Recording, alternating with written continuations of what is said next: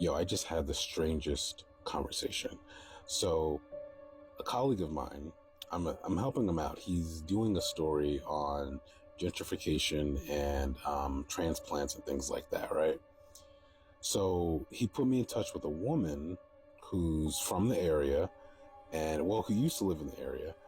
And just to ask her, like, have you been back since? How much of it's changed? Yada, yada, yada. And she told me that she's actually moving back to the area because she's been staying in hotels because the place that she lived in, she had to move out because it had a haunted phone. Now, look, I don't mess with haunted objects at all. I don't, because you never know who or what is attached to it and what could be attached to you. So I don't mess with it. And she probably thought I was just going to dismiss her and not even whatever. But I started asking her questions about it. So this woman, we'll call her Beth.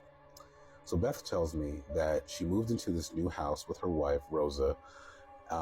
Nice neighborhood, everything. But the house had this phone attached to the living room wall that this would not come off. Like they couldn't get it off. Almost like it was fused to the damn foundation or something, right? But they figured, whatever, it's not a big deal. It could be this cool, like, aesthetic thing, A couple weeks later, middle of the night, that phone starts to ring and ring and ring and ring until Beth eventually picks it up.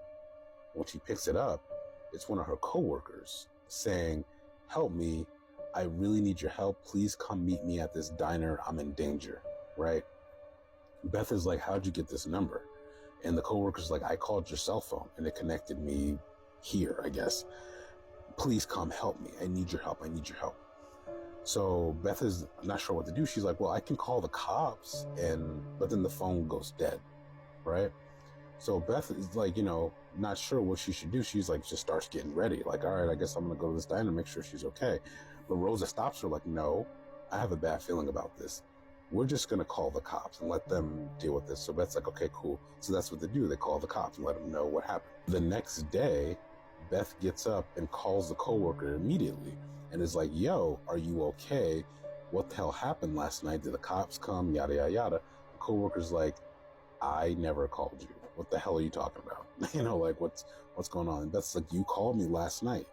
And she was like, "No, I didn't." And she even sent a screenshot of her call log. She never called Beth. So they thought that was super weird.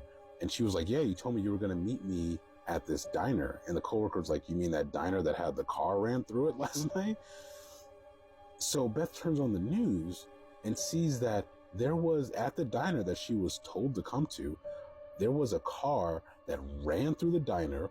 It had a gas leak, so it set the diner on fire, just totally destroyed it. There were a few people died, but a few people, survived or whatever. And she was like, "What the hell?"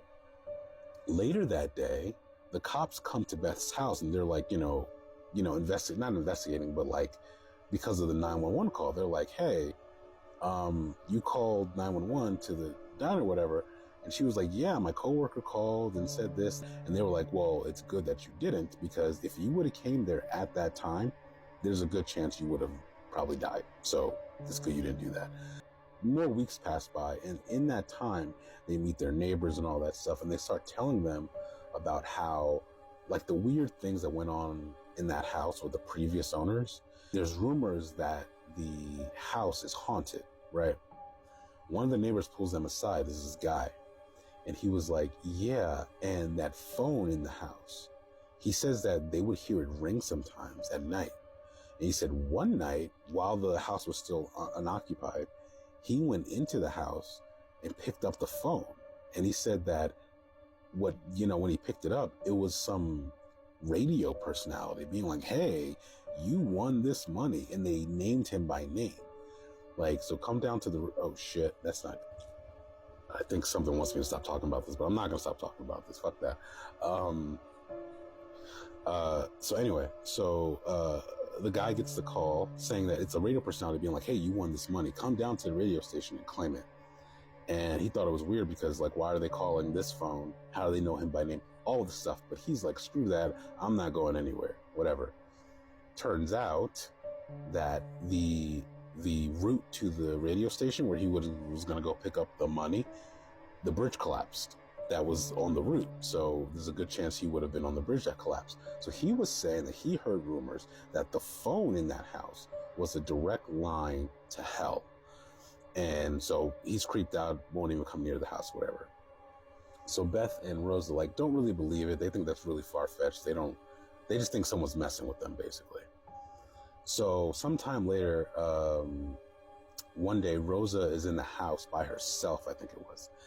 And she's, doing her thing. And then the phone rings. It hasn't rung it's probably been like a month since it, last rang this time. So she picks it up and it's her grandmother, right? This grandmother that she didn't like at all and that she was really scared of. This grandmother also died like 5 years ago. So she's freaking out and the grandmother's like crying, pleading, help me, they're ripping me apart, help me, I'm burning, all this other shit. And then she said that the cries of her grandmother slowly turned into this, what could only be described as like a demonic wail. So Rosa quickly hangs up the phone, right? And she doesn't know why she did this, but she picked up the phone again and heard a dial tone. So she had the idea, she pressed star 69, which if you don't know what star 69 was, I'm kind of aging myself with this. But, star 69, when you dial star 69, it's supposed to automatically call back the person that called you. So she did that, nothing happened, phone line went dead. She doesn't know what compelled her to do this, but she then dialed star 666. Something picked up. It was quiet, but then she heard breathing. She kept saying, hello, is anyone there? Just breathing, heavy breathing. And then all of a sudden, something whispered her name. And she freaked out and hung the fuck up. And then she said she heard the breathing again, except it came from directly behind her. She ran out. She just ran out of the house. She didn't wait for nothing. She didn't turn around. She just bolted out of that house, right? And so she got out of the house. Beth came home. Rosa told her everything, and Rosa forbid Beth from going into that house. She said something's off with that house. We're not going back in. And then that's the last time they set foot in the house. This is why I don't mess with haunted things. I keep telling people, don't mess with that stuff.